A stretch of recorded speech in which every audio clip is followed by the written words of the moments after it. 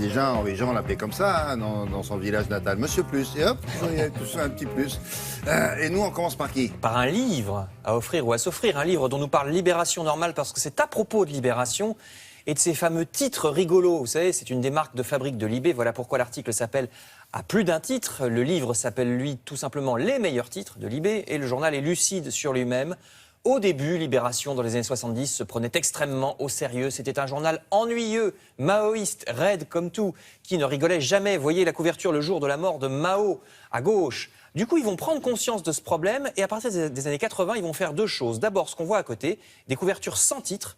C'est la couverture au lendemain du 11 septembre 2001 et puis au milieu, le jour d'un concert de Madonna en 87 qui avait été très médiatisé. Donc ils se sont dit finalement parfois il n'y a pas besoin de titre, c'est le seul journal français ou un des seuls à faire ça, avec des photos qui suffisent à elles-mêmes. Et puis au contraire, quand il faut un titre, c'est-à-dire la plupart du temps, Libé devient le spécialiste des jeux de mots, par exemple, Hérault Valls, quand Jean-Marc Ayrault est remplacé par Manuel Valls, le port avec un C de l'angoisse, quand il y a une crise sur les prix du port. Je rappelle aux jeunes que le port PORT de l'angoisse est un film célèbre avec Humphrey Bogart et Lorraine Bacall. Ou alors, mon préféré parmi tous ces titres, quand Kate Middleton épouse le prince William, Libé écrit « Incroyable, une femme épouse un dauphin ». J'aime beaucoup celui-là.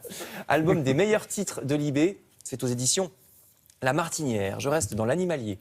Avec une rencontre étonnante, vous allez voir dans Le Parisien, c'est un loup sur une piste de ski à La Toussuire, en Savoie, samedi dernier. Un employé de télésiège voit, vous voyez dans le rond, une bête passer pas loin. Et pourquoi pas lui? Il avait son forfait. Oui, voilà.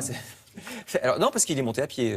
Donc c'est un loup qui s'est promené pendant 10 minutes sur les pistes. Alors les enfants n'ont pas du tout été effrayés, au contraire, quand on leur a raconté, ils voulaient même faire des selfies avec le loup. Oui, on leur a bien expliqué sûr. qu'il était parti, puisque ça reste pas longtemps. Il s'est enfui assez rapidement, mais c'est la première fois qu'on voyait sur une piste de ski en France un loup. Article dans Le Parisien, le journal nous parle aussi d'autres animaux, les hirondelles, parce qu'il y en a de moins en moins. Entre les produits chimiques répandus dans les champs et le fait qu'il y a aussi de moins en moins de boue. Vous savez, avec les sécheresses, elles ont besoin de boue pour fabriquer leur nid.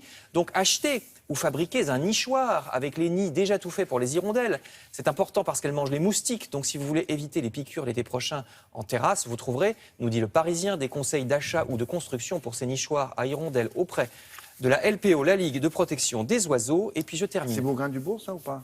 C'était Bougain-Dubourg, je ne sais pas si LPO, c'est toujours lui. C'est toujours lui. Oui, C'est toujours lui. c'est lui. Bah alors, faut le citer.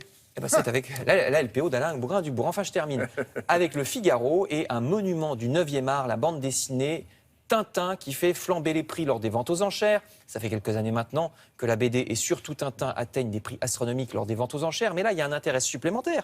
C'est qui vend, qui se sépare de sa collection de dessins originaux. C'est Renaud, le chanteur, vend le 30 avril une partie de ses trésors autour de Tintin, des planches qu'il a achetées à peine 100 000 francs dans les années 80, 15 000 euros d'aujourd'hui, qui pourraient partir à 700 000, 50 fois plus, 700 000 euros. Donc si vous êtes très argenté, rendez-vous à la vente Arcurial le 30 avril, nous dit Le Figaro, pour acheter ses originaux d'Hergé. Merci beaucoup, Frédéric.